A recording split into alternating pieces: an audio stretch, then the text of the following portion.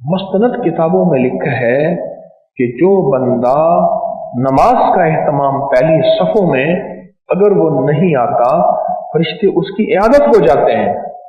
और अगला वादा और है कि अगर वो बीमार होता है इयादत को जाते हैं, अगर वो किसी काम में जाता है तो फरिश्ते उसकी मदद करते हैं, उसका साथ देते हैं। फरिश्ते आपका साथ देंगे, फरिश्ते साथ दें।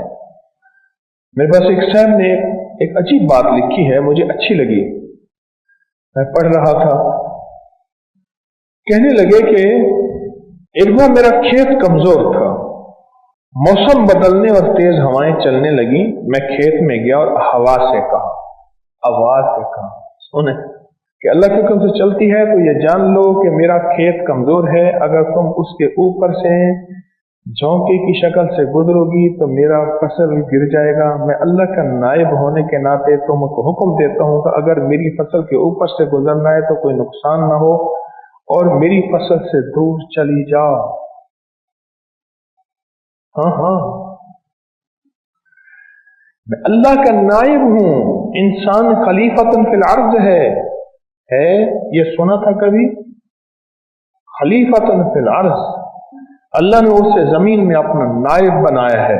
मैं अल्लाह का नायब हूं, अल्लाह का हुक्म। ये कौन सी बात है? ये वो दरियाए नील की बात है।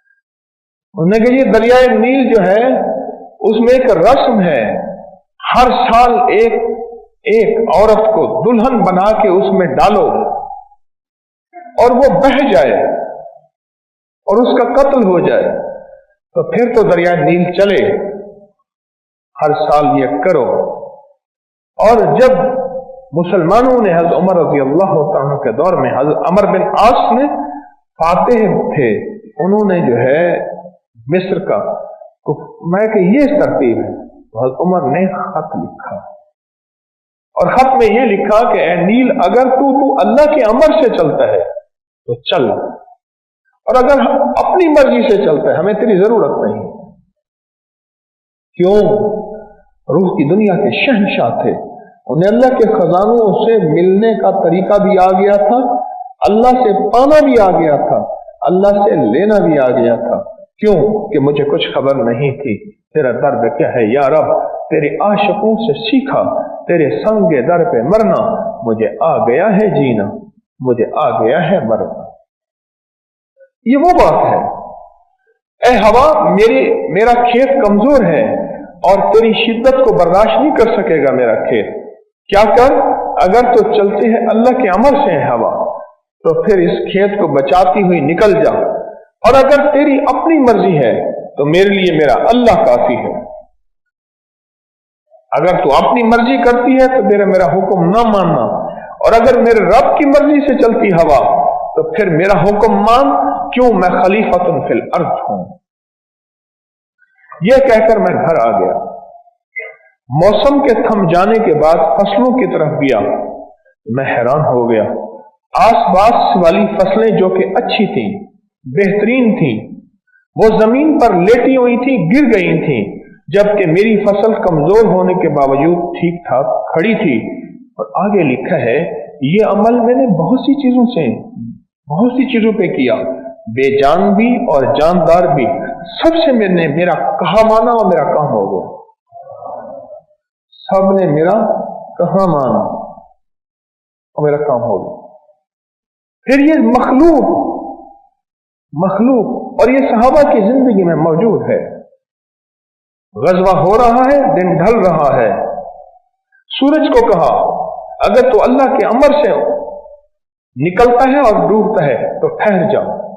सूरज ठहर गया। आज का दिन गुरूब हो गया तो गज़वा फिर, और सूरज ठहर गया और अल्लाह ने फतह अता कर दी। शेर ने रास्ता रोका हुआ है, सहाबी अल्लाह के हबीब के गुलाम आए और लोग बच के चल रहे हैं कि शेर ने रास्ता रोका हुआ है। तशरीफ ले गए, फरमाया अगर तुझे किसी को खाने का हुक्म है तो उसको खा ले, तकदीर में लिखा है मौत, वरना लोगों का रास्ता ना रोक। शेर सर झुका, दुम दबा के एक तरफ चला गया। जानदार भी और बेजान उनका हुक्म मानते थे। زمین ہلنے لگی.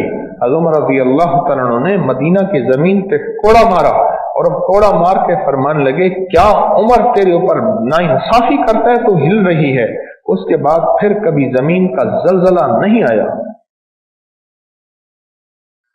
لاوا نکلا، آگ نکلی.